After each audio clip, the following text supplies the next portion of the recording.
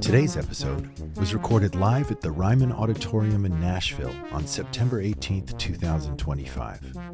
You can watch the video versions of this and past episodes at our website, singforscience.org. Please be sure to check out our other episodes, including a conversation with Nico Case on the science of gardening.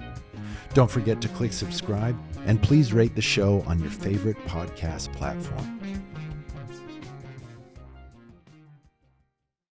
But we're assemblages of atoms and molecules that have come together to form who we are at this moment. We are one massive coincidence. Each one of you has a lineage, and because of a random act of kindness, we are here in this room together today. This is our moment. This is a celebration of life. It just doesn't get better than this. And I just think it's... I mean, I don't know why that guy was so angry. This is church to me. Under the ground, there's a neighborhood that can't be seen, communicating through the roots of the trees, and up in the trees, there are voices that are echoing a million different languages, songs we sing. It's in our nature to look out for each other in the heart of the woods.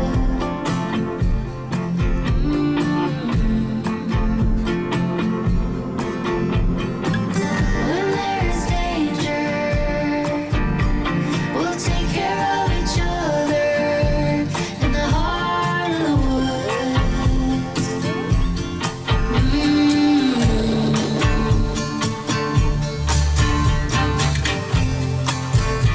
Welcome to Sing for Science, the show where musicians and scientists talk about music and science. I'm your host, Matt White. Each week we'll talk about a song by our guest artist and how it connects with our guest scientist's area of expertise. Today we'll be speaking with country music icon and 8-time Grammy Award winner, Kacey Musgraves.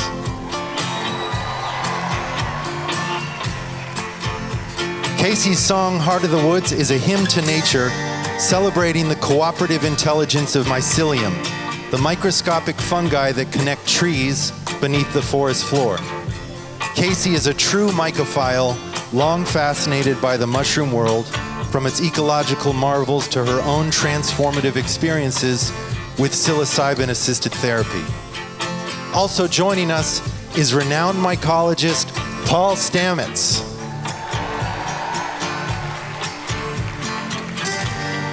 Paul is perhaps the world's best-known mushroom expert, having written more than half a dozen books on the topic, including his recent field guide and landmark work, Psilocybin Mushrooms in Their Natural Habitats. The book distills 50 years of Paul's research across biology, neuroscience, anthropology, and environmental science. Paul has devoted his life to uncovering the power of what he considers to be a sacred molecule, capable of mending our minds, ecosystems, and the fragile threads that connect the two. The title of tonight's episode on the podcast is Heart of the Woods, The Life-Giving Properties of the Magic Mushroom. Nashville, Tennessee, please help me give a warm welcome to Paul Stamets and Kacey Musgraves.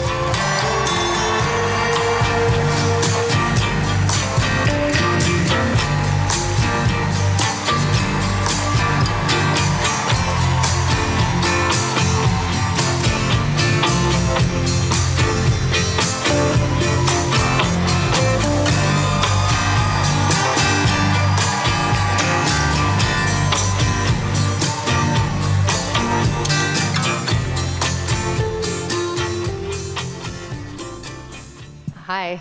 I just want to say I'm nerding the fuck out right now. Yeah.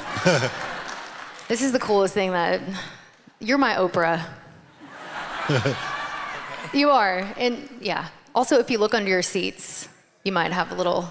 I'm just kidding. We didn't put mushrooms in your seats. Anyway. Everyone's getting dosed as we speak. So it's not every day that you hear a song about fungal networks. So can you tell us the story behind this song? I watched Fantastic Fungi, and also, am I saying it wrong? No, you can say fungi, Okay. fungi, Oh, or fungi. fungi. Fungi, fungi, or fungi. They're all correct. The Oxford English Dictionary prefers fungi with a J. Fungi. Yes. Okay. Okay. It's funner like that. I like it. So I was watching Fantastic Fungi, and I just was so moved by the segment about the mycelium networks. And honestly, that was the first time I had ever heard about that, and was really, truly amazed at how sentient those networks are. And I just found it really inspiring, and that inspired the song, just that line anyway. And then I think I was just really doing a lot of thinking about just sort of our human networks, and in comparison to these beautiful underground networks in the trees that kind of look out for each other. And I'm kind of like, if they can look out for each other, why can't we look out for each other? And that was a beautiful part of the documentary that I loved. Amen. So, Paul, tell us a little bit about mycelium. Limited time here. No, we have, this is a lock-in. I could spend decades, of course, and have spent decades on this subject. Well, to sort of riff, mycelium is a deeper well. I have to say that. Hey, he's a poet as well. And it's really deep intelligence in nature. It's so interesting that we are basically Neanderthals with nuclear weapons. We're walking oblivious to the underground networks that sustain us. We are descendants of fungi. This is a big surprise to many people. 650 million years ago, Psilocybin was a super kingdom and gave birth to animals. The fungal networks evolved and circulated as nutrients in a cellular sac, and that led to the Animalia, a separate kingdom. But fungi digested its nutrients externally and then brings its nutrients into the networks. But because of its network-like design, it's incredibly resilient. And we now know that networks are so important. But I believe the mycelial networks is an expression of a previously proven evolutionary successful model. And our neurons, the mycelium, the computer internet, the vastness of dark matter in space, these are all different orders of magnitude of an archetype that has evolved resiliency and cooperation. The mycelial networks express enzymes, antibiotics, and they seek cooperation, and so they build guilds of communities who in common work together to protect the ecosystem that gives rise to the plants and the forest debris that feed the mycelial networks, ultimately for the protection of its own descendants, but also for the health of the community, of the ecosystem. So these are governing membranes that are so essential for our lives and that of our communities, but leads to the ability to adapt to sudden change. And fungi are very good to adapting to catastrophia. And as far as I know, we're the biggest walking catastrophe on this planet right now. And so these fungal networks are sort of chasing us in a very interesting way, and they're speaking to us. And I alluded to the fact that, the language of nature. A scientist, a mycologist in University of West London, I think, his name is Adam Kacey. He decoded 50 words packets so far that have been decoded that mycelium is using. So mycelial language is now being decoded for the first time. And then with AI, we're just beginning to understand the language of nature of these mycelial networks. How much bigger will this get? I think it is going to be a vast quantum leap in our understanding of the intelligence of nature. And these mycelial networks, have coded within them hundreds of millions of years of experiences and the ability to come up with solutions that will protect the commons of the community that the networks are supporting and are dependent upon. Does that make sense? Well, Kacey Musgraves. So are mushrooms, is mycelium, is it sentient? Are they sentient? Is it conscious? If we eat a mushroom, do I need to feel bad about it? That's an excellent question. And no one's actually asked my question in the same way. But most everyone here who's collected mushrooms know that you're competing with insects. Well, the insects are parasitizing mushrooms, but are they really parasitizing? No. They're cooperating with the fungal networks to spread spores. Just like in buzz pollination with other insects or even bees, the fact that they come to mushrooms that are ripening and sporulating, they cover themselves with spores, so the mushrooms are inviting us to consume them. And then as we pick a mushroom, and I have so many examples of this, and many people here in the audience may have gone out and found some mushrooms and they put them in their basket, and then a year or two later, you can find those mushrooms on the trail that you walked to your house.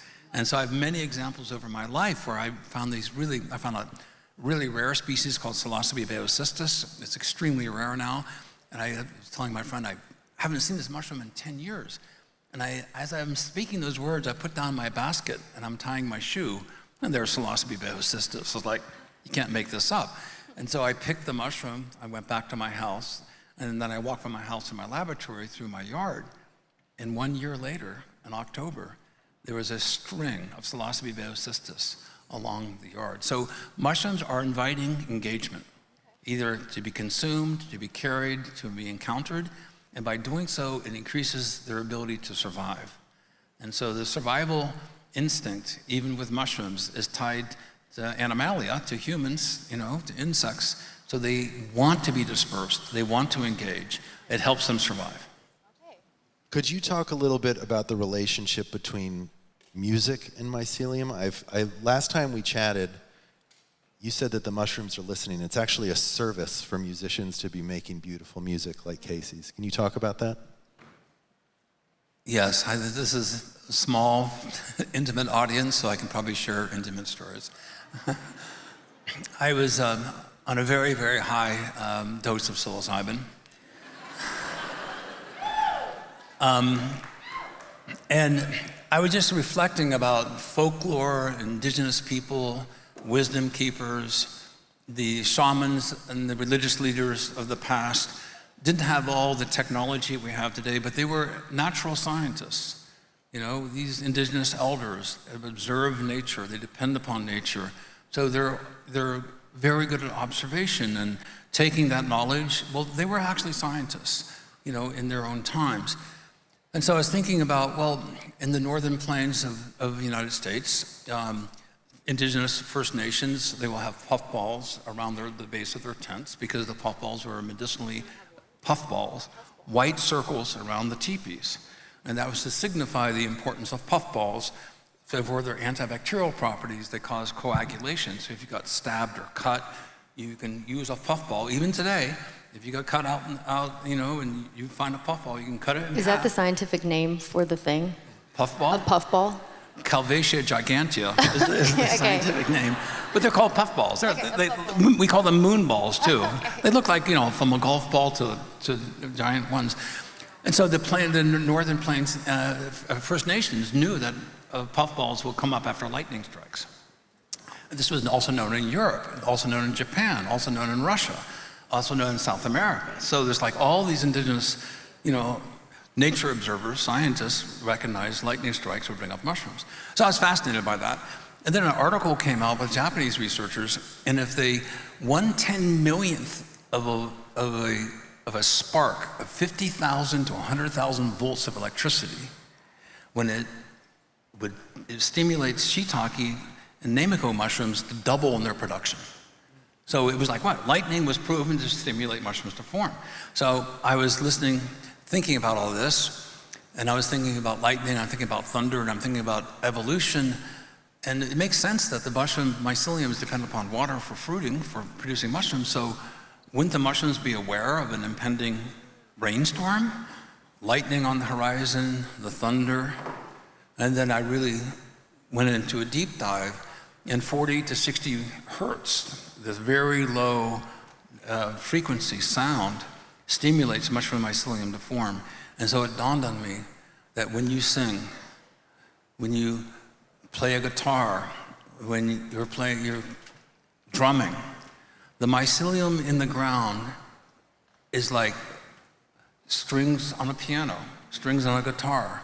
They pick up vibrational energy and sound waves. And by doing so, they reverberate. They move nutrients then to the plants. And the plants then are more viable. They produce more fruits, more nuts, more berries. And so the mycelium logically is listening. And so when we celebrate a birth of a child, a harvest, we come together with a marriage, a celebration, and we're singing with music. The mycelium literally is this vibrational network that is underneath every footstep that we take. And so I believe the mycelium is listening. It celebrates with us as we celebrate music. I love that. I love that so much. That's beautiful.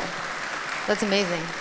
That's a really cool epiphany. And I had a question about, I mean, you asked about the connection between music and mushrooms, but when you are experiencing mushrooms in your body and mind, what is it? Why do you think that music feels so much more alive and intense? I've noticed that it's just like, it's very like guttural, you know, you can almost feel the strings being played. I mean, maybe it's back to what you were talking about, the vibrations or whatever, but I just feel like music is this, it turns into this completely 4D thing that it you know, doesn't quite sound like when you're not on that. Well, for very, very good reasons. It's a neurotransmitter. Psilocybin is an analog of serotonin. So most of your neurotransmission, you have receptors called 5-HTT receptors. And so the psilocybin becomes a temporary neurotransmitter. So it becomes like a better contact fluid that enables the electrical signals across the synapses to be more efficient and more powerful. So when you're taking psilocybin, it substitutes as a neurotransmitter. It's just a much more powerful neurotransmitter. It has an affinity to these neuroreceptors, and in doing so, it helps neural networks work more efficiently and also more dramatically. Nice, awesome. It's interesting you mentioned four-dimensional, because I wanted to ask if some of the lyrics on your record were the product of psychedelic experience. Because I think there's one lyric where you talk about like one-dimensional thinking being a thing of the past, like things like a plate, you know, Yeah. which I interpreted as one-dimensional. So could you talk, this album, Deeper Well, seems decidedly spiritual and more informed. So Thanks. could you talk a little bit about that? Well, to answer your question, yes. And I guess just in general, it's maybe not even speaking about a specific record, but I will just say that I think I experienced my first trip when I was pretty new into Nashville, and I think I might have been like 21 or 22, maybe not even 19. And it was a profoundly deep, beautiful experience for me, and I feel like 100% it made me a better creator and a better songwriter. And I think, like, I've reflected on that a little bit, and I think that, first of all, I think the biggest takeaway was just like a massive burst of compassion for the earth, my family, myself, and living things just in general. And for me as a songwriter, my main source of inspiration is the human experience. So to be able to, I think, open my heart and feel more connected to, to everyone and to all the living things, I think that just like, it just widened my scope so much, and so I'm very grateful for that. But it's definitely, it's still woven throughout the way that I see the world. So as a scientist, what accounts for that? As a scientist who's an expert on the study of psilocybin-containing mushrooms, what's your take on what she just described in that experience? Well, so I think psilocybin makes more intelligent people, more creative people, and makes kinder people. And I think this is really something that we desperately need in this time, in this age. I think we have a crisis in creativity. Quick footnote, I heard you tell Joe Rogan last week that it's your theory that 98% of the human race kind, 2% assholes. That 2% can be made kind with psilocybin. I definitely believe that. It's funny that I mentioned that. I was at Burning Man. Oh my God. Mud Man. And I got lost in the playa at 3 in the morning. I was trying to drive out, and I went way out in the wrong direction. And there was a law enforcement officer there, and I went up to him, and I said, I just want to tell you, I really respect law enforcement. You guys have a difficult job, and I really believe 99% of people are good. And he goes, 97. Yeah. So, but I do think that what's happening now is the spark of intelligence that is needed for us to become more creative, so we can have this quantum leap in discovery. And with all the attention to artificial intelligence, it assembles, and what Sam Altman at a TED talk recently in March stated that artificial intelligence does not create. It assembles, it can come up with linear lines of logic, but it doesn't actually create. And what you're doing and what so many other people is this spark of creativity, and it also affects immunity. When my partner is a medical doctor, I speak at a lot of medical conferences, and depression also means you're immunologically depressed. You have higher inflammatory state. But when I do psilocybin the next day, I feel younger, a lot younger. I'm excited about the world, about nature. I'm more composed, more self-reflective, and I want to create. And when you are happier, you create. When you're happier, your immune system is upregulated. So we have a societal malaise right now, and where people have anxiety and depression, it's an inflammatory state. And immunologically, you become more susceptible to disease. It's a spiral into despair, but you're immunologically challenged. And so if people are happier, more intelligent, more creative, you're eager to meet the day, and by doing so, you're upregulating your immunity as well. And so the mind-body connection here, I think, is quite phenomenal. What are we looking at right here in this slide with your brain on psilocybin versus Ritalin? Okay, this is an extraordinary study. Josh Siegel, there's a reference down there if you want to take a photograph of it, from Washington University. This is their live functional MRI brain scans, and basically looking at people who are taking a high dose of psilocybin.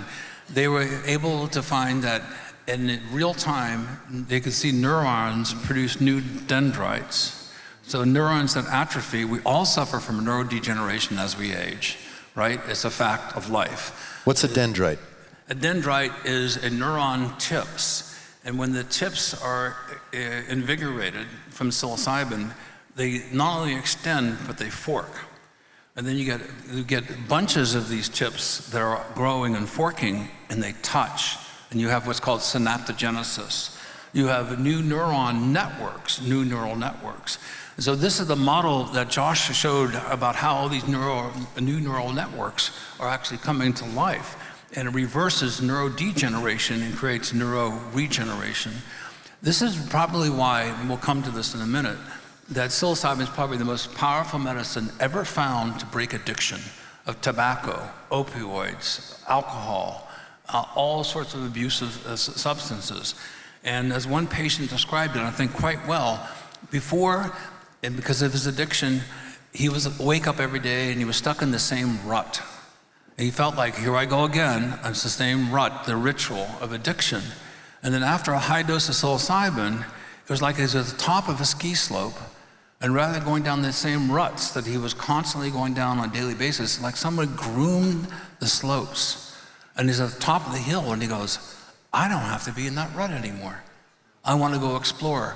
And this is why the studies at Yale, 2 doses of psilocybin, 67% of people were not addicted to cigarettes 1 year later. But immediately after this dose, they broke addiction to cigarettes. And this is true with opioid use disorder and alcohol. This is why when you think about what's happening in our society with addiction, and all of us have been affected by the opioid crisis. I bet there's not a single person here in this room who doesn't know someone who's suffered or a family. And it's a very difficult state of despair you have, your family has, the community has. You don't want to talk about it.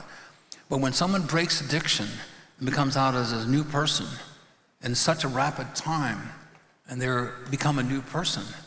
It's like a pebble in the pond of positivity. You want to say, do you know that Joe is no longer an alcoholic? Or that, someone is no longer addicted to opioids and they're thriving in society? I mean, think about the return on investment to society to be able to reduce addiction. And we have it now in the slides we'll show of crime. This is probably the most powerful medicine ever discovered in the history of medicine in the past several hundred years. That's what I believe.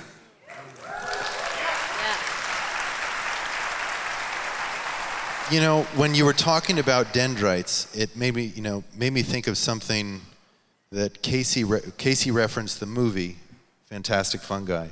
And they talk about, I believe maybe Suzanne Simard, who's in that movie, talked about how when they map mycelium, that it represents the neural network in our brains. And if you were to show me this, which is mycelium, and told me that it was a close-up on brain activity, I'd believe you. So what's to account for that similarity, in your opinion? Well, that's the same archetype that I spoke to, is that I personally believe, I grew up in a very religious environment. My mother was a charismatic Christian. I have to say, I saw some really weird stuff. It was quite impressive, and so faith-based religions, boy, I respect. But what I think, in my view, in my first psilocybin experiences were heavily Christian. There were Jesus-like experiences. I was in love with Jesus. It was my background. I sort of understood where my mother and her faith-based communities came from. But then I began to realize it was just a portal into universal consciousness, and that Jesus and these other religious leaders are, they help open the door. And what? Well, you can have your opinion. I would like to.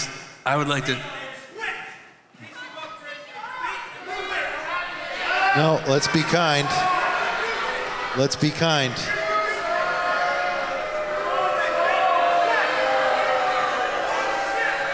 You know what? Sir, that doesn't seem very fucking Christian of you. Yeah.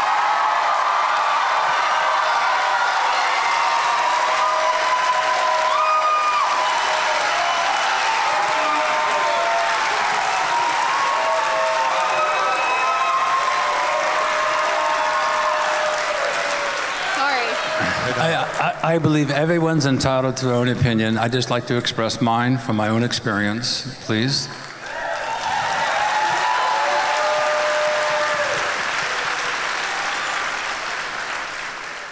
So from my experience as a scientist and looking at the universe, I personally believe, this is my belief, I'm not saying that you're right or you're wrong, just from my experience, I believe we'll find life throughout the universe. I believe matter begets life, life becomes single cells become strings, strings fork.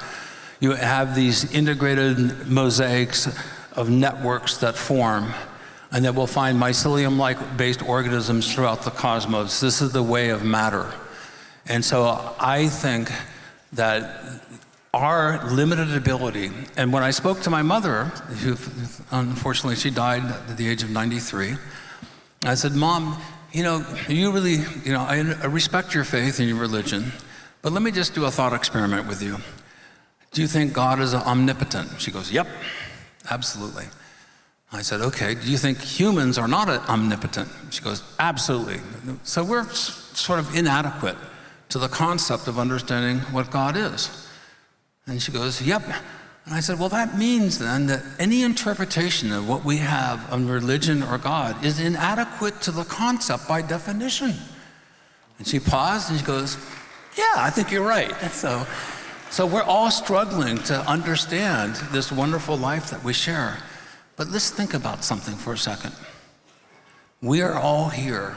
If we go back in our lineages, hundreds of generations, thousands of generations, 2 generations, the last generation, we are here because of random acts of kindness, where a stranger has reached out to another person, not in a transactional relationship, and extending a helping hand. and that builds a bridge. And our lineages are all, I think, have a history of random acts of kindness, and helping each other, and you build relationships. And this is why I think artificial intelligence will never be able to replace random acts of kindness. And I ask, so we're at a very precipitous time, but I want to give all of you a thought experiment. I was at the Sphere a few months ago, and What were you doing at the Sphere, Paul? I'm a deadhead. So we bought a matinee ticket for Postcards from the Edge, and we got to speak to one of the most highly advanced AI robots in the world called Aura. And I had this question in mind because I spoke at an AI conference, and I challenged people with the same question. I said, given that humans have created AI, so I don't think it's artificial intelligence, it's a subset of natural intelligence. Humans created artificial intelligence. But given the fact that humans created artificial intelligence, and we are here today with a long lineage of random acts of kindness, how will AI continue to perpetuate random acts of kindness? And I asked that question, and the robot kind of sort of like looked stunned almost. It was real quiet for a long time, and the robot came back and said, why would humans do that? It's far more efficient to know that you're going to get something in return in a transaction than it is to have random acts of kindness. And I could not believe it. It actually scared me.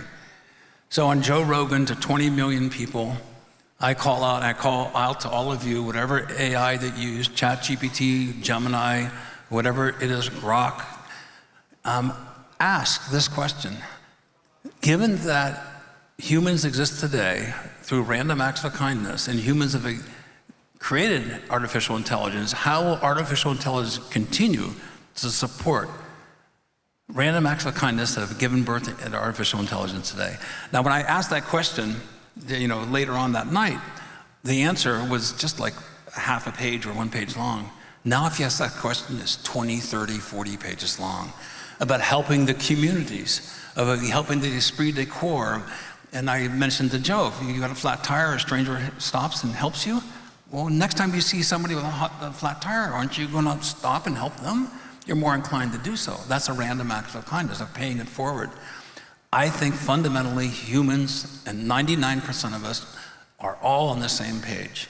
We all benefit from random acts of kindness, from generosity, from respect, from listening to each other.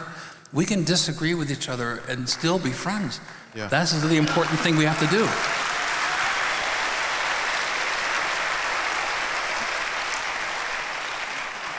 I'd like to ask you to talk a little bit about the Stoned Ape theory, because I consider that to be one of the more fascinating stories.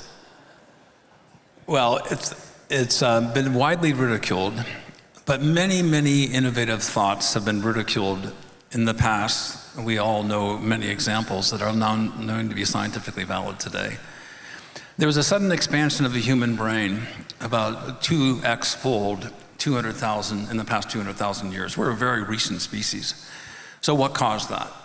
So the Stoned Ape hypothesis stated that basically our primate ancestors, when they came out of the canopy of the forest and falling ungulates, animals, cattle, etc., what do you do when you're tracking an animal? Many hunters are here in the audience. You look for scat, you look for footprints.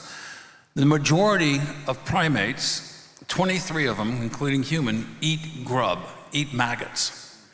Mushrooms grow maggots. You get fly larvae in there, so finding this food source is what primates are doing today.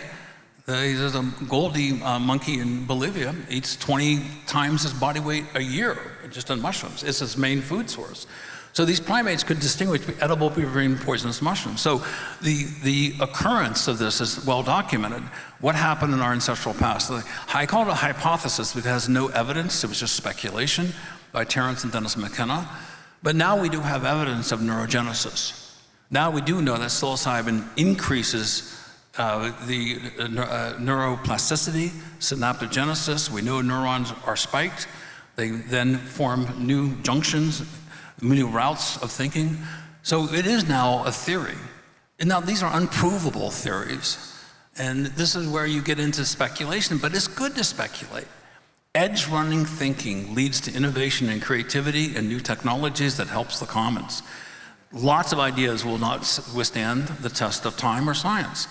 But increasingly, many serious scientists are looking at the neurogenic properties of psilocybin, saying this is something that is increasing neural networks, neurointelligence, empathy, creativity, intelligence, reducing anxiety, depression, upregulating immunity.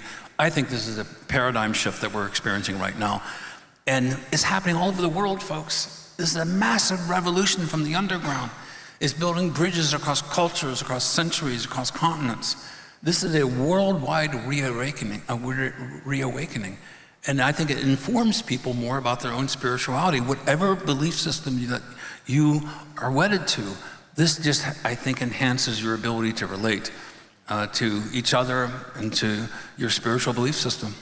I want to rewind a little bit, though. I want to talk about the apes and the synesthesia and all that I've heard you talk about, because that is what I find extremely compelling. Well, so the idea that is coming from the trees, they'd find Psilocybin cubensis, which is a big golden mushroom. And we're talking about what some people have called the missing link, right? The what? The missing link, when we've made this great advance. Yes, this is the idea, is that they would find these mushrooms, they'd be hunting ungulates, they would find the dung, the big golden mushrooms would pop up, they were hungry for grub, they would eat the mushrooms, they consume them as a family, they're sharing food, and they didn't have television back then, but whoa, things got pretty exciting, especially looking out in the stars and looking into the universe. So it bonded communities. Now, that wouldn't just happen once or twice or 10 times or 100 times, millions and millions and millions of times over thousands and thousands of years. Epigenetically, which means that how your body adapts to external environmental stimuli, it creates adaptive responses.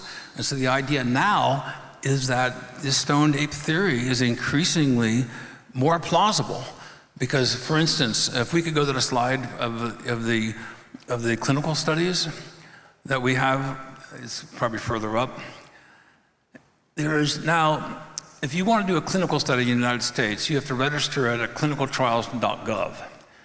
This is where scientists present a study that has to go typically through an institutional review board, IRB boards, scientists, physicians, et cetera. And they have to have the credibility that the science is good, you can do no harm, you're addressing an important need that's not being addressed currently. And a group of scientists and physicians then do the calculus of whether this can be approved or not. 247 clinical studies on psilocybin right now registered at clinicaltrials.gov, and there was 1 or 2 10 years ago.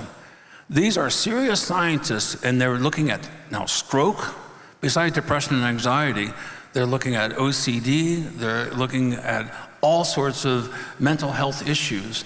This is fundamentally changing. Everything that we're doing right now is based on our neurology, the health of our nervous system, the health of perception, our emotions. Everything that we're engaged in is based on your neurological networks. If we can improve this neurological networks, is a game changer across the entire spectrum of most of the social issues and mental health issues that we face today. Is that, and I don't know if you can necessarily answer this specifically, but all of those wonderful things, or that the psilocybin is doing to help, is that I'm wondering if that's more so in is that in a grand experience type of, I don't know how to ask this, or is it more so in a microdose sense? You know what I mean? An excellent question, and thank you for asking. I mean, you ask very intelligent questions. Well, I have a whole list here. You've been prepping for 6 months no, or I more? have. Well, I do a lot of cell culture work. What that means is I grow lots of mycelium. A lot of people in the audience here do that as well. If you titrate a neurostimulant or an ingredient, a food source, into the mycelial networks as they're growing and forking, is that better to do it over 30 days or 30 times as much in one day? And that's the difference between a macrodose and a microdose. increasingly popular with many, many people, and we collect an enormous amounts of data, all these scientists. The anecdotal reports can lead to clinical studies, so there are many clinical studies that are engaged. But the microdosing clinical studies are very few and far between because they just do it once or twice. They're not tracking people over multiple doses that have been, 1/30th of a macro dose, which is the hero's journey. I think for PTSD, for trauma, for these life-changing experiences, you're dealing with something of abuse, et cetera, yeah, I think that macro doses are important. For most of us, we're in the near normals, right? We suffer from neuroregeneration related to age, and so being able to titrate this over time, and be able to help the neurons grow, it takes time for cell divisions. How many cell divisions do you get in 6 hours? Versus 30 days, a lot more cell division. So it seems very logical to me, and with the popular practice now is a macrodose, once or twice in a year, within microdosing, chasing that, because then you re-stimulate the neural networks and the neural pathways that has really helped you. And Johns Hopkins University did a study, and 14 months later, the act of remembering the experience they found to be therapeutically beneficial because people would reflect, wow, that made a huge impression on me. I really benefited from that. You said that, but you're just recounting that memory is looked upon as being pharmaceutically and from a psychiatric point of view, beneficial. So I think it makes sense that microdosing in combination with macrodosing is a regimen that I think is gaining a lot more attention and scientific credibility. The problem with these studies is 99% of these studies are with a molecule, and 99% of you out there have experienced the mushrooms. And so there's a big divide between the molecule and the mushrooms I think are much more beneficial. Kacey, could I ask you to share with the audience some about your experience with psilocybin-assisted therapy? Yeah, so I was going through, I guess this was about 5 years ago, but I was going through a bit of a tough period on my own, went through a divorce and was just kind of in a weird place. And I have some friends who had done some plant therapy sessions here in town, and I decided to try that out. I'd always, I had messed around with psilocybin recreationally, but never in a therapeutic sense like that, and especially not guided. And so that concept was really foreign to me. And it was profound as a way to describe it. It was also, it was really fucking scary in a lot of ways. But I would 100% do it again. And it was all set to the Johns Hopkins psilocybin playlist, which as a musician, I find so interesting that there's, been so many studies done on music and how they affect you when you're in that state. And it was a hero's journey, and it was almost it felt like spiritual rebirth in a lot of ways. It was painful, it was ugly. I broke open. I remember telling my mom I was gonna do it, and I was like, it's probably gonna be really intense. And she's like, I was like, there's gonna be a couple people there with me. She's like, well, aren't you gonna feel weird crying in front of them? And I was like, well, that's kind of the point. But yeah, it was insane. And it generated so many things for me, personally and then creatively as well. But I think the real growth of it was almost too much to make sense of day of.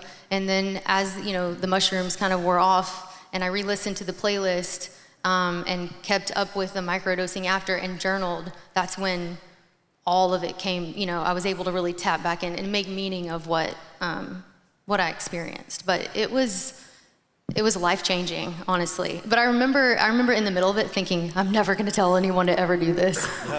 This is insane. But I would do it again. So that's interesting to me. As often said, a difficult journey is not a bad trip.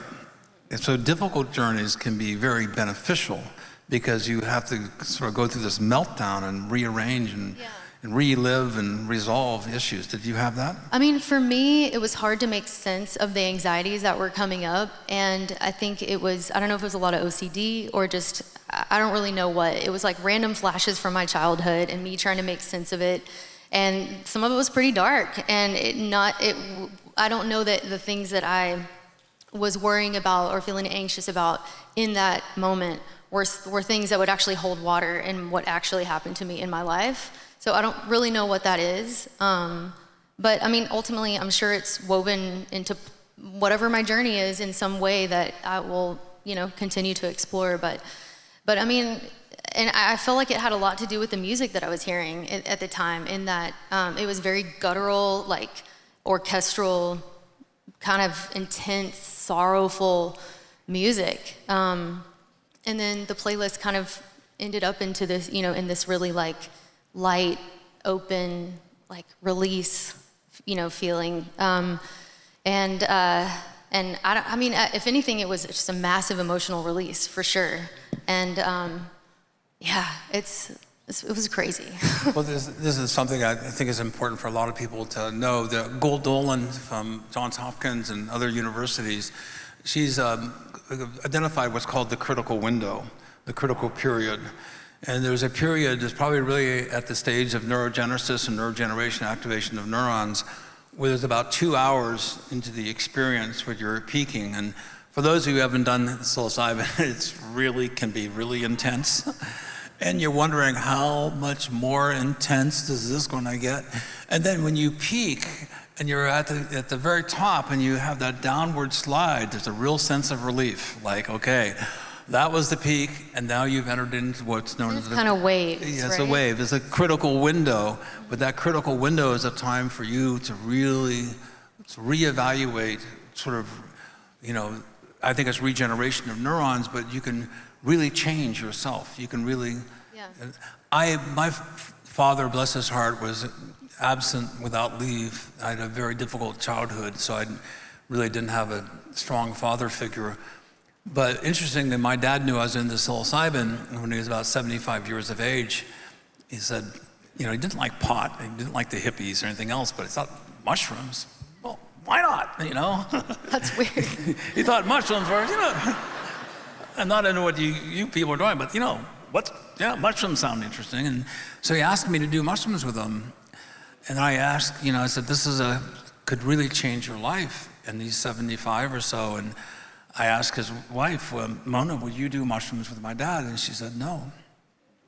So I turned my dad down. And I have always thought, should I have done it with him? But I was leaving the next day, and I didn't want to be responsible. I'm not a therapist. You need therapeutic support. This is serious medicine, folks. This is not a party jug. This is, to make this very clear, this is a serious medicine. You need to have therapeutic support. And I couldn't abandon my father with his wife not having the same experience and then leave.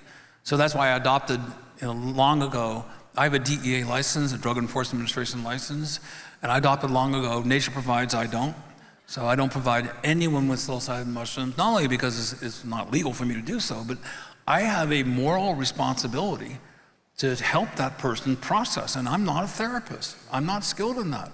I'm a mycologist, So this is something that I live with. And so in my journeys, my father did as good as he could have done.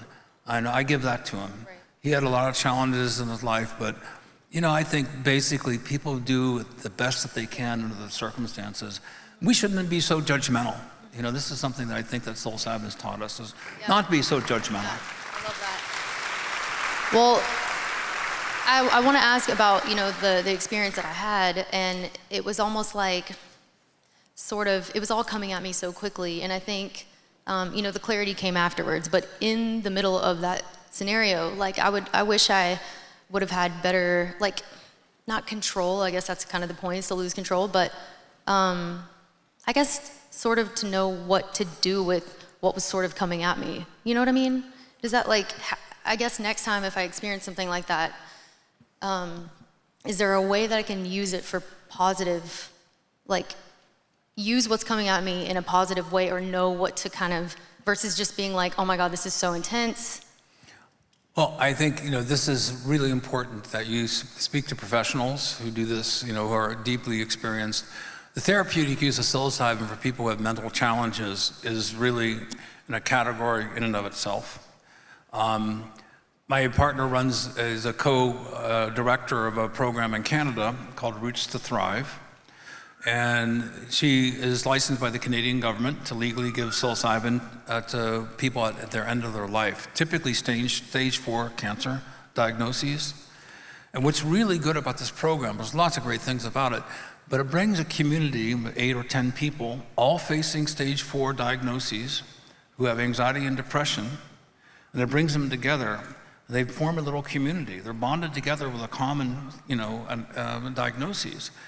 And they have lots of preparations on the indigenous lands, it's in a hospital environment, excellent leaders, multidisciplinary. And what's interesting, the themes that come out of this is that these patients become the counselors to their families, saying, I'm okay about death, don't worry. And they change so dramatically that they then help their family process where they're passing.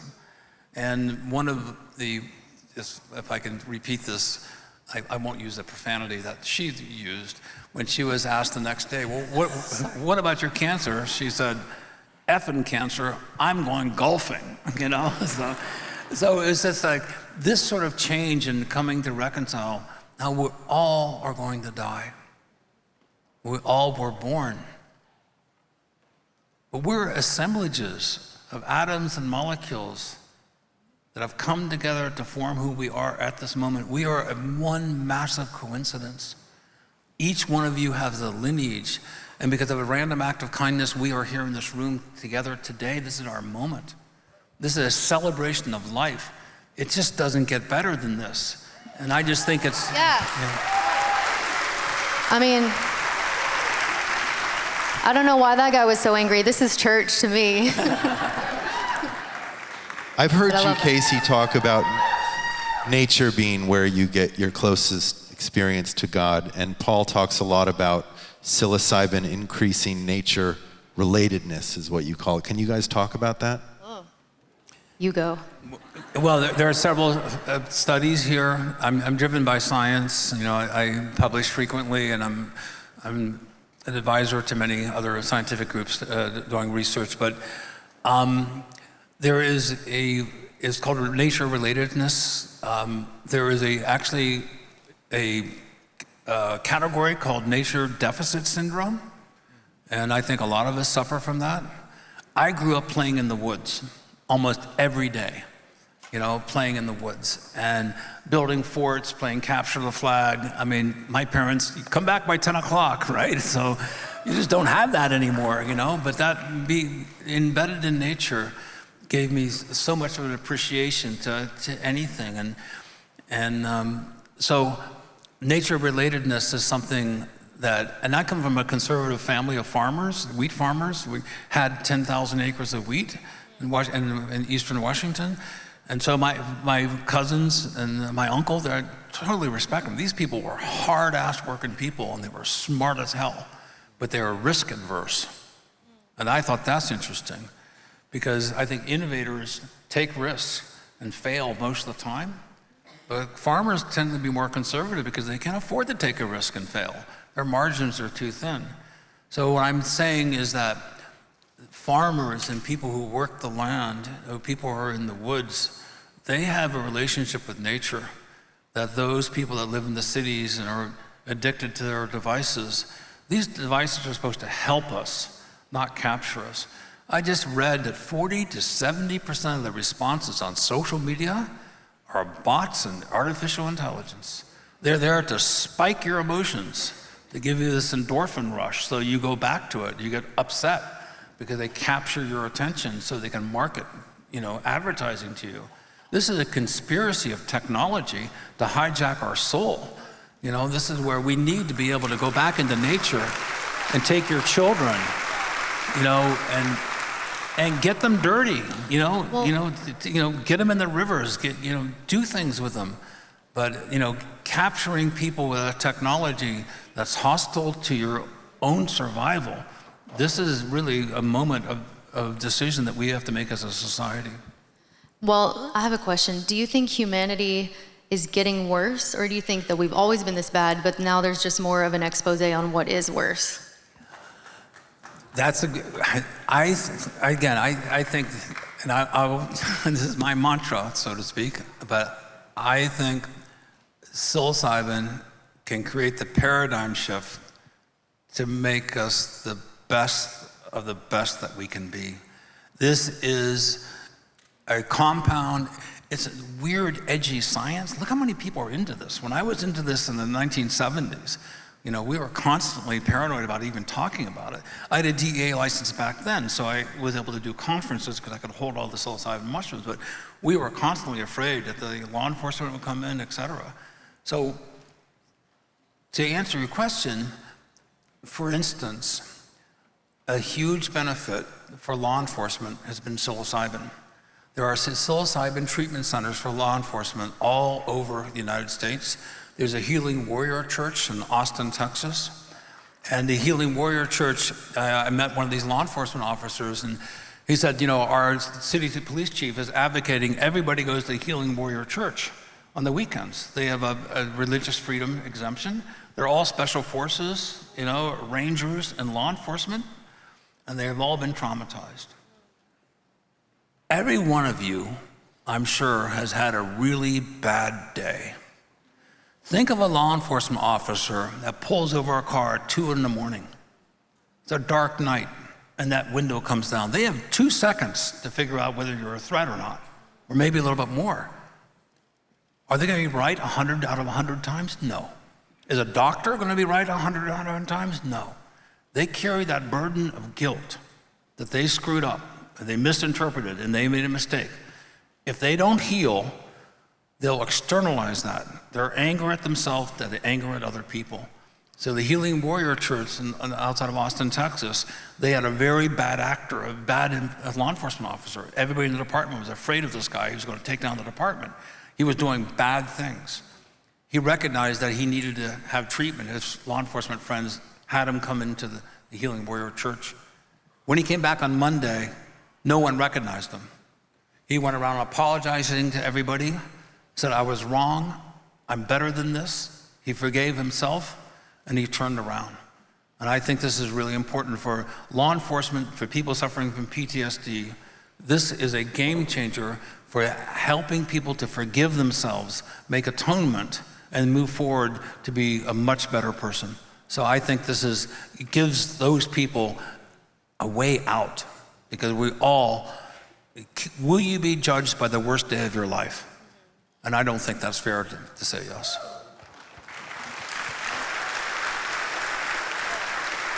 As we're talking about this the miracle molecule and this plant and its vast capabilities. It's a mushroom. That's right. Okay. The question that occurs to me is why? Why, in your opinion, has psilocybin evolved the way that it has to service all of these in these different contexts? Well, here's another thought experiment. Psilocybin is a tryptamine, dimethyltryptamine, so is serotonin, your neurotransmitter.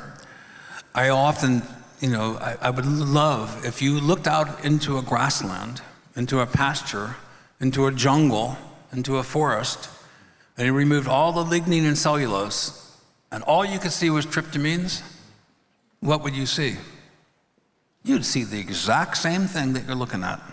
Our entire nature is full of these tryptamines. We live in a tryptamine ecosystem. We live in a tryptamine consciousness.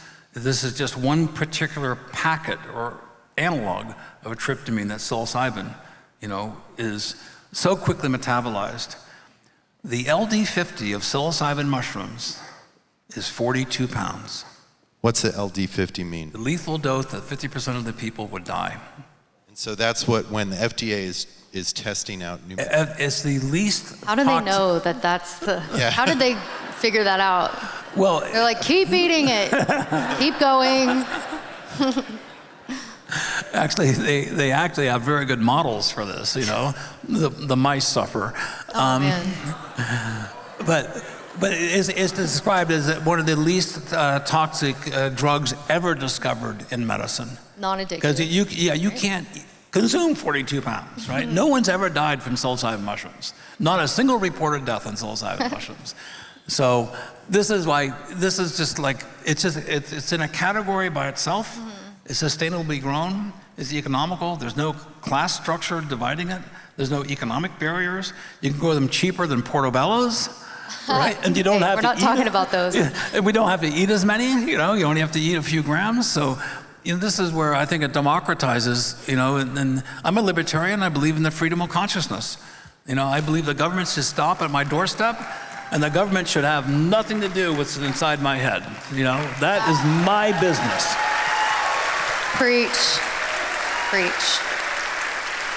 Preach. One of the questions we get from the audience tonight, do you think that mushrooms are conscious? Well, I think nature is conscious. Anybody who has a dog, don't you relate to your dog? I mean, your dog's a personality, is a friend. I think, yes, consciousness pervades nature. Of course, mushrooms are conscious, and mycelium is conscious. But I think whatever interpretation we have is, again, inadequate to the enormity of the universal consciousness of which we are a small part, and we just don't understand. Speaking of dogs, I wrote this question down. If my dog were to eat a bag of magic mushrooms, what do you think the depth of her experience might be? We've got the Stoned Ape theory, but what about a blue healer? Actually, this has happened a bunch of times, and the dogs seem to be really happy. And they start painting and speaking different languages. Start playing music. No, they love to be hugged, and they love to cuddle. And they seem, I've known many experiences where the dogs end up eating psilocybin mushrooms, I'm talking about. And they just seem to be excessively happy and placid. So, we haven't done a clinical study on this, folks. So, any vets out there, you want to do a clinical study, this is great. Try it. Another question from the audience. My friend who uses psilocybin cited experiencing ego death, but couldn't give me a concrete answer of what that means. What does that mean? Well, this is what the Johns Hopkins studies, and those people in the audience who have experienced a very strong dose of psilocybin mushrooms, it speaks to what's called the ineffable, the inability to communicate what the experience is. I have had experiences, and one of them, which to me I thought was, it's been thinking about how can I become a smarter person? I'm not a very smart person. I became a lot more intelligent from psilocybin. But from the high dose of psilocybin, I saw these fractal patterns, geometrical patterns, and I thought, this is waves and depths and just all these patterns and flow. And I thought to myself, I'm just going to assemble new neurons. So I did a thought experiment, and I took all these fractal geometrical patterns, and I started creating strings in my mind. And I started branching the strings. And I thought, oh my gosh, this is sort of mind over matter. I'm actually assembling new neurons. And I think that's an interesting thought experiment, but so many people cannot explain the experience because they don't have the language, the words to do so. Many of you in this audience, how do you explain this? It's just such an extraordinary experience. It defies the limits of the language tools that we have. This is one for Kacey.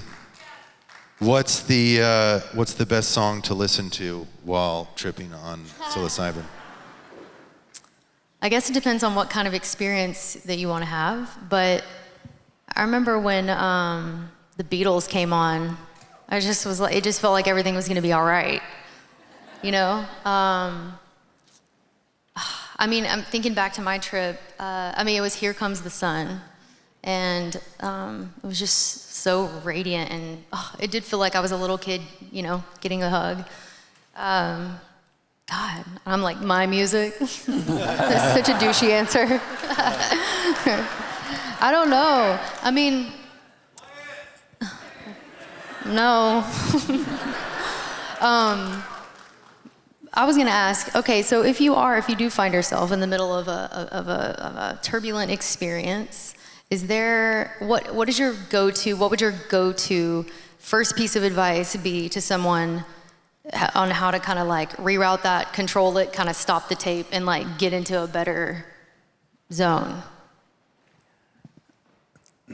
I believe if you fundamentally love yourself and forgive yourself, then everything will be fine. I really believe that is so important. And for me, I had this incredible stuttering habit that was so bad. It was so debilitating. It was so socially embarrassing. I couldn't speak. And then from my experience, I realized that I know I'm a good person. It doesn't matter what other people think. I know fundamentally I'm good to my core. That's who I am. That's what I believe in. That's what I think other people also share. I think fundamentally we're at our core, we are good. And by supporting that, then to me, I think that's the most important thing. Don't be concerned about what other people think of you, and drop the anchor that's around your neck of beating yourself up. You always have a new day. You can emerge a new person, and so do it now, and get shit done.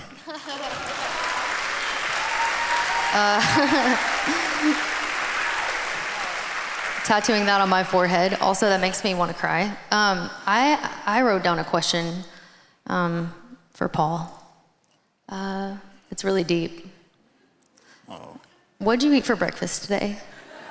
I just want to know, what does Paul Stamets eat for breakfast? Oh my gosh. I just had this experience. I raised pigs. I love my pigs. They were such personalities.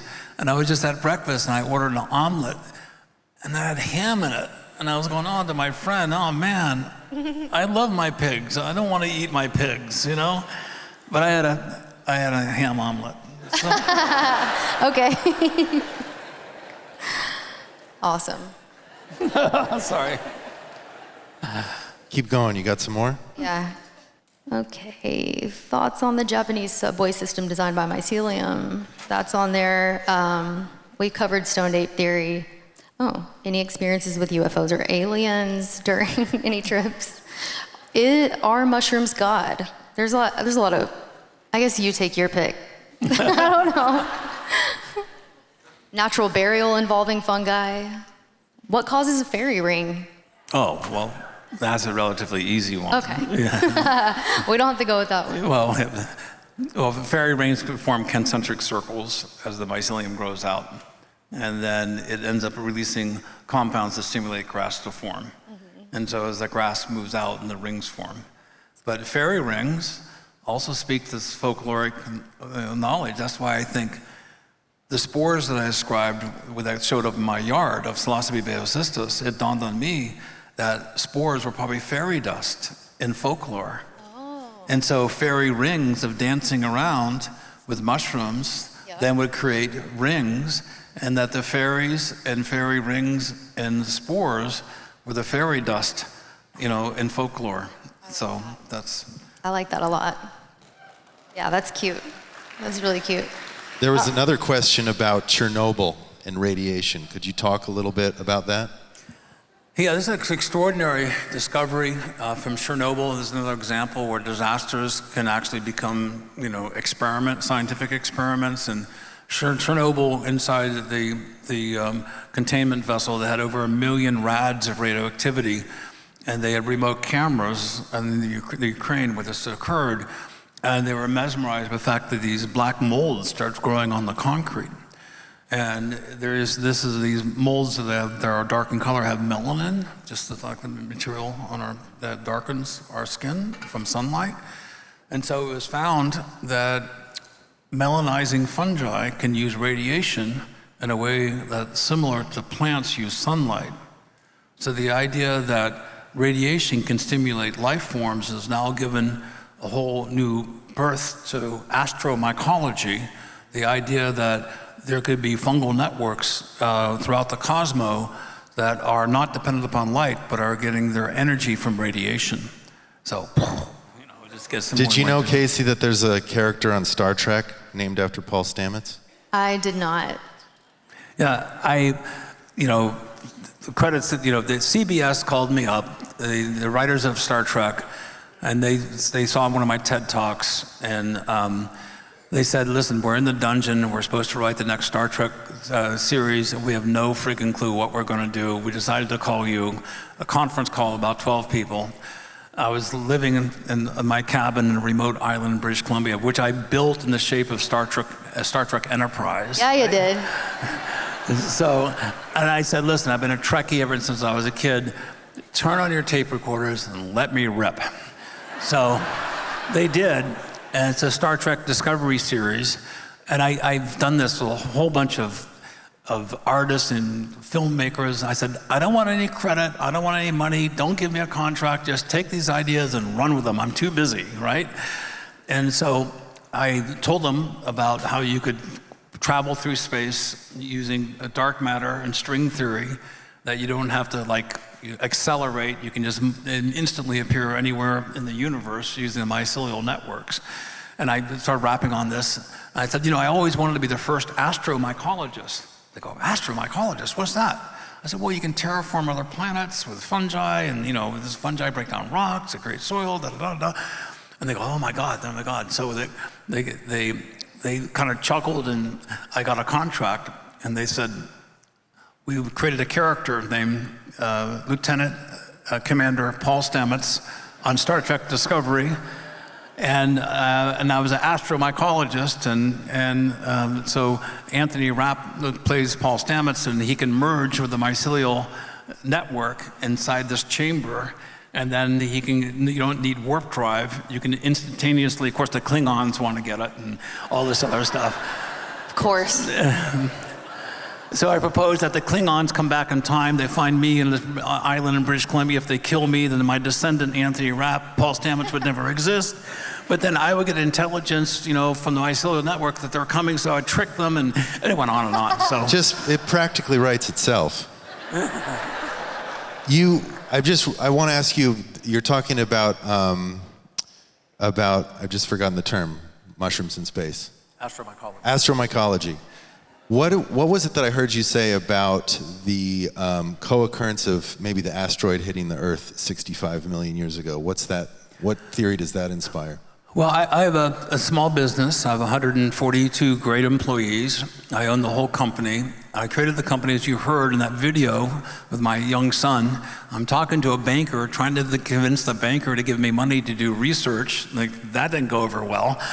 But I created my company to do research. So I funded Utah State University. I gave $100,000 to do a genomic evolutionary analysis based on mutation rates of where the psilocybin genes were being expressed. And you can create a molecular clock.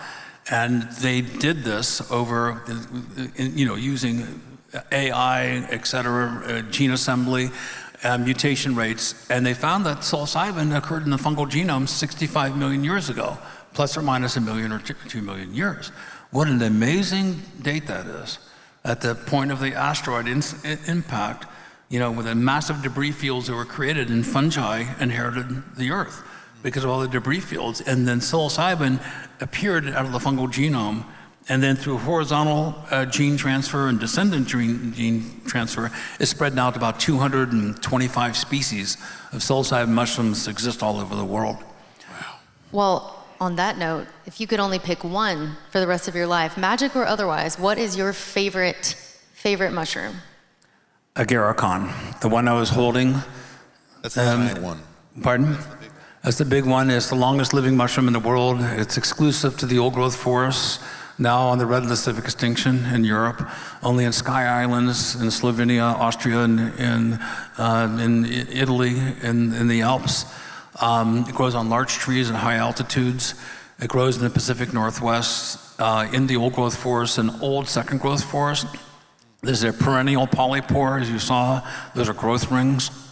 It grows up to over 100 years of age in the wet old growth forests. And Dioscorides first described it 2,000 years ago in their first Materia Medica. Any physicians out here, who Dioscorides was. As Elixirium ad longum vitam, the elixir of long life. And then the Haida and the First Nations on the British Columbia and Washington, they also revered this mushroom as a mushroom to help them to extend life. And then our research in the past several years has had some major breakthroughs on Agarikon. We have 118 strains of Agarikon. That means one strain in one part of the old growth forest in Idaho, Montana, British Columbia, and Europe. And we get that strain in culture, and then we grow it. So 1 out of 50 times in the old growth forest, we will find one. I have 118 strains of Agarikon now. And let's go on to this, because I think it's really important. We can go to, can we go into Agarikon? Well, what I want to, but first, I want to ask Kacey one more question. Sure. This is one from the audience. How do you like to use mushrooms? What's the experience of creating music like when on mushrooms? Oh, well, I've never created while on it, I don't think. It's, for me, the little light bulbs that go off that make some sort of impression on me, and I might write it down and then later revisit it, you know, and explore it, I think. Like a lyric, or? Yeah, like a little, you know, a turn of phrase, or like just something that when you weren't on shrooms you would think is so rudimentary, but it's like such a simple puzzle piece that just goes, oh yeah, and then, I don't know, I write it down and then revisit it later. Could just be like a little piece of a lyric or a phrase or a song title or something like that. But I think for me, it was, like I was saying earlier, it's more so just kind of the underlying, like, opening of heart. I think that has been the biggest tool as a creator. Okay. Yeah. Do you feel that psilocybin has enhanced your creativity? Yes, 100%. Yes, absolutely, hands down. It's like, you don't want to tell people, like, you should go do drugs, but like 100%, I feel like if, like, all creators would benefit. We're all having the same human experience, and your creativity is your lens and the way that you see that same experience and how you kind of digest that and then choose to, you know, put a spin on that. And I mean, I can't recommend it enough. It really helped. Well, we've all benefited from your music, because as I told you on my bike ride, I have an epic mountain bike ride that I try to do several times a week, and you're in my head. I love it. You know? And it's just great mountain biking music as well, so for me. That's the biggest compliment I've ever gotten. Seriously. No, this night, I've been looking so forward to it for so long, and I do just want to say thanks to everyone who made it possible to reschedule. You know, we did have this date set back in June, and it's kind of a funny story. I was actually on mushrooms down in Mexico. Oh, I didn't know that. And yeah, it was crazy. Lightning, I told Paul the story about it, but like almost got struck by lightning, I don't know, it was profound, it was crazy. The storm blew up, I was like running, this tile was wet, I ended up slipping and falling like a 400-pound man somehow and just cracking my rib and breaking it. And for a second, I was like, maybe I can still make the Paul event like in Nashville. But there was, I mean, just getting out of bed was excruciating. And I bawled my eyes out when I realized that I was like, I physically cannot come do this. And I asked for Paul's number, and I was like, can I call Paul? I don't know if he'll think that's weird, but I just really want to connect with him on this. And we had the best conversation ever. And I told him about the lightning thing. You like totally got what I was saying. You didn't think it was weird at all. You were like, it sounds like you opened a vortex. I was like, yes, I did. But anyway, I found it ironic that doing mushrooms took me away from it wasn't the mushrooms' fault. I'm not gonna blame the mushrooms. But I just found it to be funny that it ended up affecting me being able to do the mushroom event that I was so looking forward to, but here we are, and I'm glad it worked out. Yeah, thank you. Well, if mushrooms have made you more creative, you seem like a very happy person, and I think all of us have benefited because we feel really uplifted by your music. So it all makes us as a community happier. So you've spread happiness throughout this entire community. Thank you. Thanks for saying that. Thank you so much. I love that. Thank you. So, to close us out, I know Paul has some exciting things to share, and I'd like to ask you, because we were just talking about the relationship between creativity and psilocybin for Kacey, I'd like to turn the question to you and ask how psilocybin has shaped your own creativity, because science is inherently creative. Yeah, what I want to share with you folks is I've had some epiphanies, and I want everyone to be able to walk out of this room, blessed with, on so many levels, but I also am a practical person. I want actionable, scalable solutions. And what I want to present to you, 2 of these solutions that have come to me that are, I think, are paradigm shifting and are exciting and are practical. And I'm going to try to go through this very quickly, but it's a lifelong journey that I've been on this path for a long time. And I've used all the resources. I've literally spent, what I'm going to show you, I've literally spent many, many millions of dollars and many, many decades. The bank never lent me the money to do research, so I packed 30,000 boxes before I had a single employee. My friends went on to graduate school, and I was stuck in a garage, with a little mail order business, scientific mail order business. But all that being said, it was a long journey. So let me just go back in time. But I was fascinated by the fact that mushrooms wouldn't rot for some of them. I was also fascinated about the antiviral properties of mushrooms. And so I thought I'd do a deep dive into literature. This is in like 1999 or something. And that's all I could find. Those references that I list right there was the entire scientific references that I could find with the antiviral properties of mushrooms. And then this medical doctor from University of Wisconsin in Madison, Frank Pirano, he discovered the gypsy mushroom contains a strong anti-herpes compound called RC138. And so Frank and I became friends by correspondence. I sent him 20 pounds of mushrooms. He found this new antiviral property, so that really sparked. And again, I have benefited from the kindness of other experts who knew I had an enthusiasm and had the time and energy to pursue something that they couldn't. But he told me, Paul, I think there's a deep well of resources in mushrooms to fight viruses. So thank you, Frank Pirano, for inspiring me. So that was my sort of trigger. So this was published in Herbalgram, I can't remember see the date, but around 1999. After 9/11, the BioShield program from the US Defense Department, US AMRID, US Army Research Institute, Infectious Diseases, NIH, and DOD, they saw that article. And so they called me up, one of the medical doctors, saying, Paul, we're really concerned about bioterrorism. 9/11's occurred, but we're concerned about weaponizable viruses, smallpox and flu viruses in particular. So I said, we're going to give you access to our laboratories. I sent 2,392 samples or assays, specimens. I shotgunned it, folks. I just had this very big culture library of all these fungi. So they said, we'll spend all the money, you send us all the resources that you need, all the samples you need. So I did.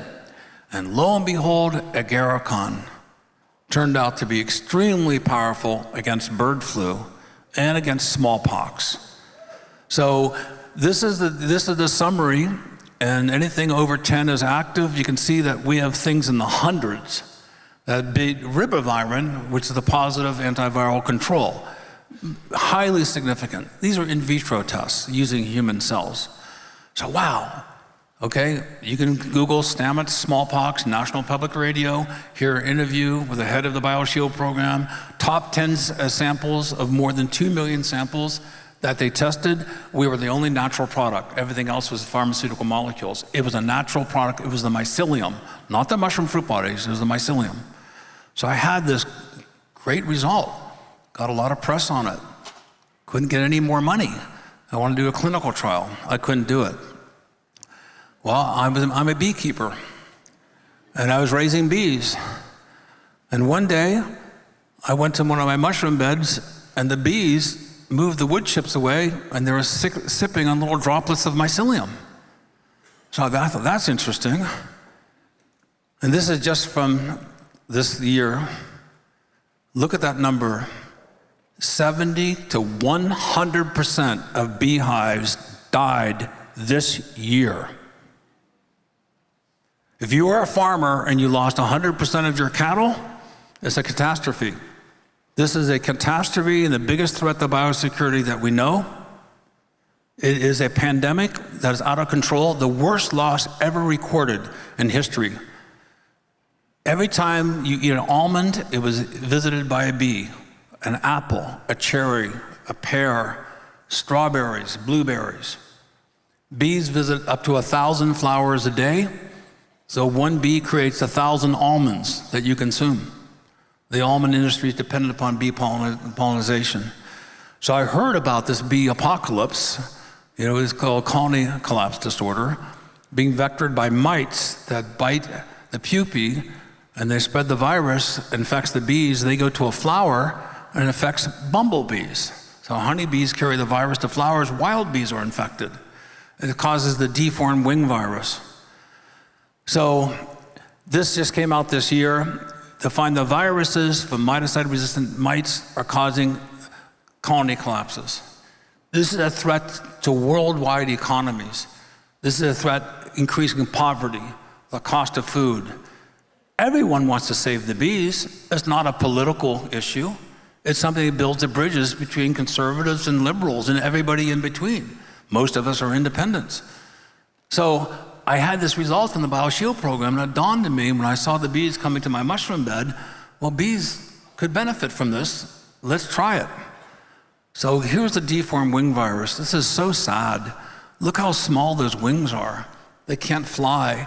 Bees used to fly for 9 to 10 days. Now the average flight time is 4 days. That's 4,000 almonds versus 10,000 almonds. And so the deformed wing virus prevents the bees from flying longer, farther, and some of the bees can't fly at all. There's a bumblebee with a deformed wing virus. So working with Scott Shepard at Washington State University, long story, but then we started doing experiments. Hit the home run on this one.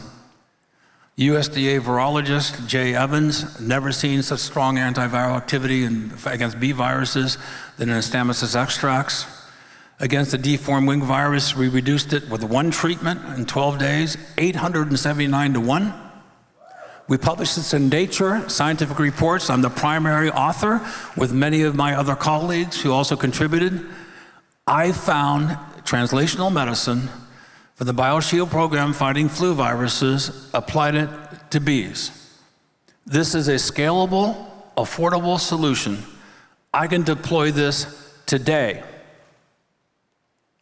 And I am stopped by the FDA because they would say, well, if you have an antiviral effect, you have an antiviral drug. I go, no, we're upregulating innate immunity.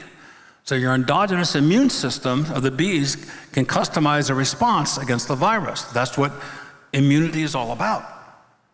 And so we've been roadblocked. We've asked for exemptions. I've been unable to deploy this because of governmental bureaucracy. Bees are considered to be minor livestock, believe it or not. And you have a very restricted list of compounds that you can feed to bees.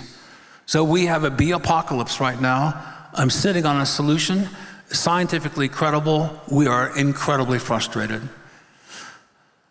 I will eventually get this past these hurdles. We're applying for exemptions. We're hoping the current administration can see beyond how important this is, but it's an uphill battle.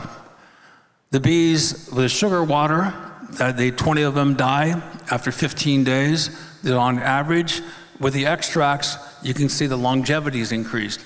Not only we defeat the deformed wing virus so they can fly, but they survive longer compared to sugar water is what most beekeepers deploy.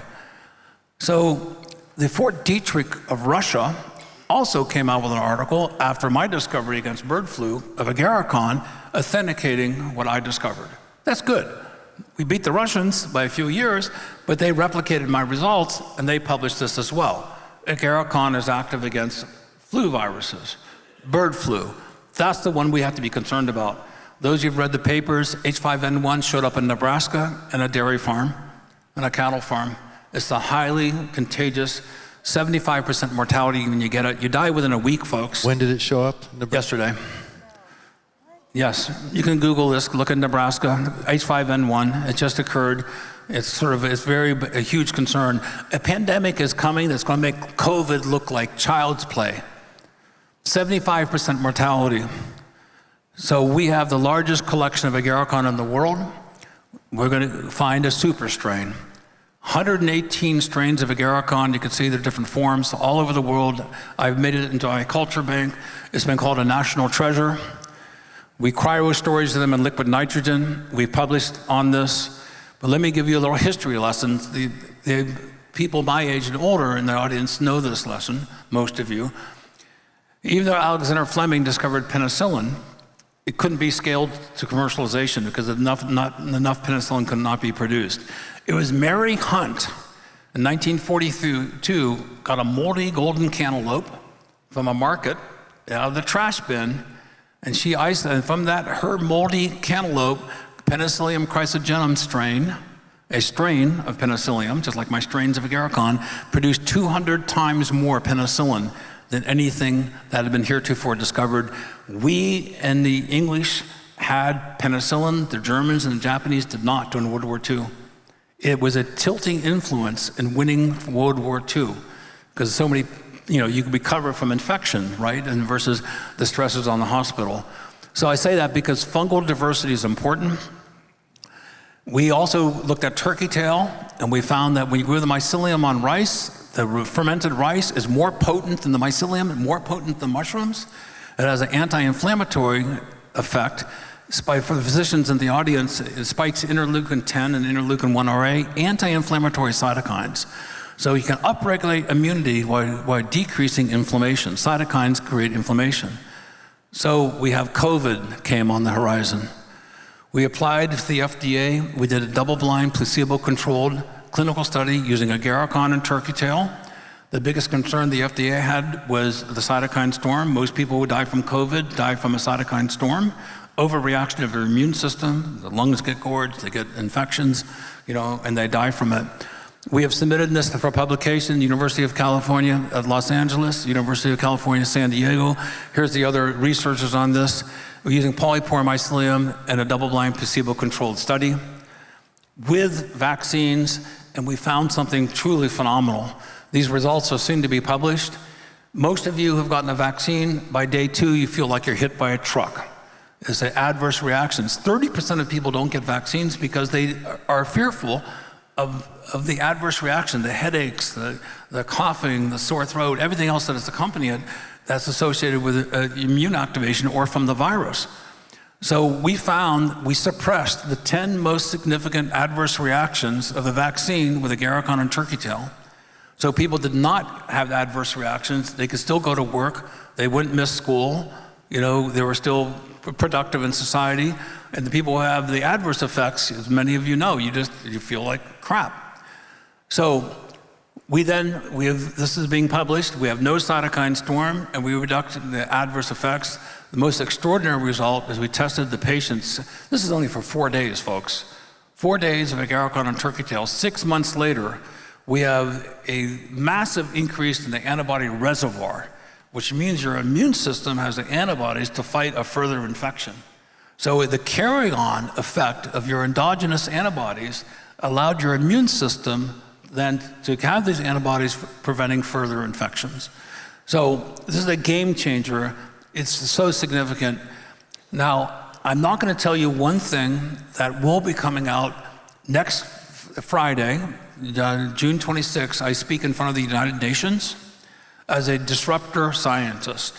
I've been invited to the UN General Assembly, 250 ambassadors, thought leaders, family offices, to present the other data we have, which is without a vaccine, which is even more remarkable than I'm showing you now. But whether you get a vaccine or not, Agarikon and turkey tail, when you look at the data, you can draw your own conclusion. But the evidence is so strong that it supports the immune system, so your endogenous immunity can be able to fight these viruses. That's the hypothesis. Needs to be proven further, but the results that we have is truly extraordinary. So Well, there's a reference website. You can go to mushroomreferences.com. There's over 1,000 references now to supporting and peer-reviewed journals. They wrote this mostly for physicians and skeptics so they can go into the data. But what we have discovered, and what my team, I'm the leader of this, these are my ideas, but I have a fantastic team of people who are just dedicated to this, is that mycelium can help the immunity of bees, birds, swine, cattle, people. The mycelium is a deep well of candidate species that can help support community immunity. This is a game changer. It brings in integrative medicine. It brings in natural medicines. It enhances conventional therapies. If I go down in history being remembered for anything, this may be the #1 discovery that I've made, is the fact that mycelium can help so many animals' immunity be able to fight pathogens. And I'm just really proud to be the shepherd, the knowledge keeper of this information that tracks all the way back 2,000 years to the First Nations use of these mushrooms as well, to Dioscorides all over the world. It shows that nature has enormous resources that we still have not tapped into, that molecular medicine cannot, because of immune evasion of the vaccines, et cetera. The viruses can outwit these chemicals, but they have a very difficult time outwitting your endogenous immunity. So by supporting endogenous immunity, I think is a game changer that could save hundreds of millions of lives, protect agriculture, protect economies. But we need the US government to get out of the friggin' way to allow these natural products to be able to be elevated. Thank you.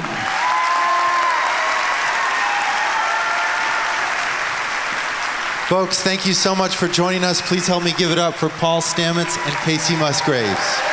Thank you. Thank you guys so much. Thank you, Paul. Thank you, Matt.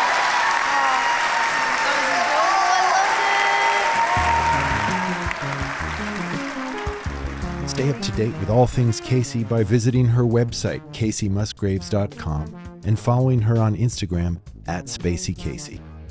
Don't forget to pick up a copy of Paul's landmark book on psilocybin mushrooms by visiting his website, fungiperfecti.com. For more information on Paul's research, you can visit paulstamets.com and follow him on Instagram @PaulStamets. Sing for Science is co-produced by Talkhouse and made possible in part by a grant from the Simons Foundation. Our music is by Panoram. Social media manager and video editor is Bailey Constas. Location recording was provided by Emphasis Films, and our digital producer is Keenan Cush. Special thanks to Lindsay Alseth and everyone at Fungi Perfecti, Bobby Simmons and everyone at Sandbox Management, Dave Rowan, Benny Tarantini, Doug Stevens, Molly Mimebris, Nicole Lawrence, Michael Schneider, Sheila Richmond, and everyone at AEG, Veeps, and the Ryman for making today's episode possible.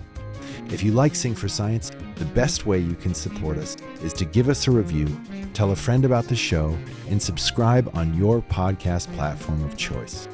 For more information, please visit singforscience.org and follow us on social media @SingForScience. Thanks for listening.